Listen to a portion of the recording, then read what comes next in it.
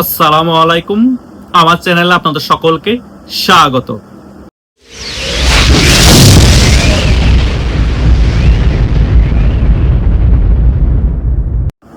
গতকাল থেকেই দেখে আসছি বিভিন্ন নিউজ মিডিয়ায়, ইউটিউবের মধ্যে এবং ফেসবুকে যে দুবাই থেকে কট হলো সাবেক পুলিশ প্রধান বেনজির। ইন্টারপোলের মাধ্যমে তাকে বাংলাদেশে ফিরিয়ে আনা হবে, এই কথাগুলো সংসদেও বলা হয়েছে। কিন্তু মধ্যরাতে আমরা দেখতে পেয়েছি আরেকটি নিউজ হয়েছে, বেনজির দুবাইয়ে ইন্টারপোলের মাধ্যমে কট হয়নি, ভিসা সংক্রান্ত একটা সমস্যার কারণে ওনাকে পুলিশ ধরেছিল, পরে আবার ছেড়ে দেয়। কিন্তু আজকে সকালে নিউজ দেখতে পেয়েছি উল্টো বাংলাদেশের প্রধানমন্ত্রী তারেক জিয়ার উপদেষ্টা ডক্টর জাহিদুর রহমান ভারতে সে কট হয়ে গিয়েছে, মানে ভারতের বিমানবন্দরে আটক হয়েছে। এই বিষয়গুলো নিয়ে একেবারে ক্লিয়ারলি মিডিয়ার মধ্যে আলোচনা হয়েছে। আমি আপনাদেরকে দেখাচ্ছি একটি ভিডিও, সেখানে ক্লিয়ারলি শুনতে পাবেন। আমার কথা হচ্ছে, সারাদিন আপনি রামায়ণ পড়লেন, সকালে উঠে বলেন সীতা কার বাপ, সারাদিন দেখালেন নিউজ মিডিয়ার মধ্যে বেনজির কট, কিন্তু সকালবেলা দেখি প্রধানমন্ত্রী তারেক জিয়ার উপদেষ্টাই কট। দেখেন নিউজটি।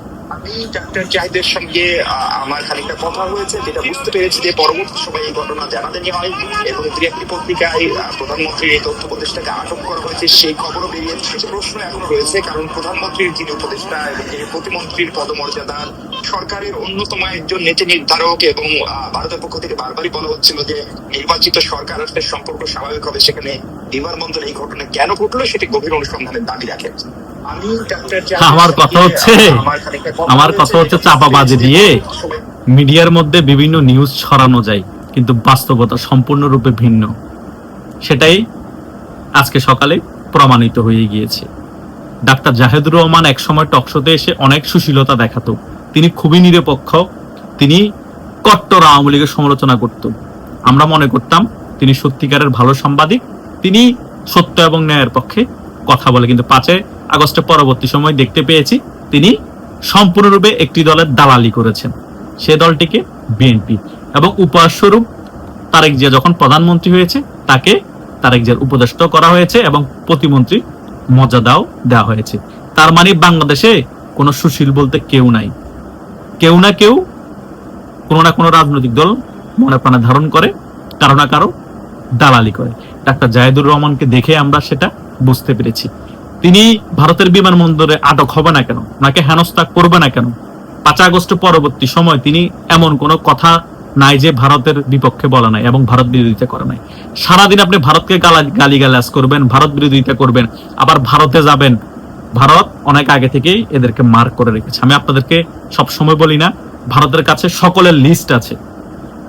ভারত সময় মতো সকলকে কিভাবে খেলে দিতে হবে সে লিস্ট আওয়ামী লীগ যখন বাংলাদেশে আবার ক্ষমতা আসবে দিয়ে দিবে, সকলকে একদম টাইম নিয়ে আওয়ামী লীগ খেলবে। এটাই হচ্ছে বাস্তবতা। এত ইজি না বাংলাদেশের রাজনীতি। হয়তোবা ষড়যন্ত্রমূলক ভাবে 5 আগস্ট আওয়ামী লীগের পতন ঘটিয়ে ক্ষমতায় এসেছেন, আরো 4-5 বছর হয়তোবা ক্ষমতার স্বাদ গ্রহণ করবেন, কিন্তু সেই স্বাদ আর বেশি দিন থাকবে না। আওয়ামী লীগ খুব শীঘ্রই আবার ক্ষমতায় আসবে এবং আওয়ামী লীগকে ভারত নিজেদের স্বার্থে আবার ক্ষমতায় বসাবে, এবং যাদের যাদের লিস্ট করা হয়ে গিয়েছে সকলের লিস্ট আওয়ামী লীগের হাতে তুলে ধরে দেওয়া হবে। এবং আওয়ামী লীগও যাদের লিস্ট করেছে, পুলিশ বলেন, এই টোকাই সমন্বয়করা বলেন, জামাত বলেন, বিএনপি বলেন, সকলকে চুন চুনকে মারেগা। এটা হচ্ছে বাস্তবতা।